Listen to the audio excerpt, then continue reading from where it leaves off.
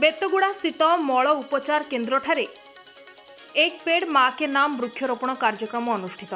गजपति जिला पारलाखेमुंडी स्थित बेतगुड़ा स्थित मल उपचार केन्द्र ठारे आज 10टा बेले पारला पौर परिषद तरफरु केन्द्र और राज्य सरकार योजना अनुଯାयी एक पेड़ माँ के नाम वृक्षरोपण कार्यक्रम अनुष्ठित हो जाइछि। पारला पौर परिषद कार्यनिर्वाही अधिकारी LK मुर्मू तत्वावधान में पौर परिषद समस्त सदस्य एवं पौर परिषदर मल उपचार केन्द्र को परिचालित करुथिबा सुरभि किन्नर स्वयं सहायक दलर सभानेत्री मधु बराड़, संपादिका जस्मिन शेख, सदस्य सुनीता स्वीटी, संतोष LT ममता साहू,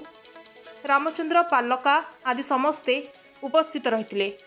तो आज आमर एक पेड़ माँ के नाम जो प्रोग्राम अच्छी आमर केंद्र सरकार और राज्य सरकार को जो स्कीम अच्छी आप जानते सब ब्लॉक और म्युनिसिपालिटी डिपार्टमेंट इंस्ट्रक्शन आम एक पेड़ माँ के नाम प्रोग्राम हिसाब से आम प्लांटेशन कर आज आम FSTP प्लांट आमर ये बेतागुड़ा आज आम प्लांटेशन करमर आज चेयरपर्सन मैडम आम काउंसिलर सर मैडम आम म्युनिसिपालिटी स्टाफ आमर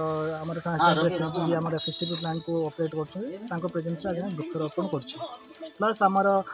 खाली वृक्षरोपण सांगे सांगे आमको डिपार्टमेंट इंस्ट्रक्शन आर मेंटेनेंस पीरियड रोचे 2-3 वर्ष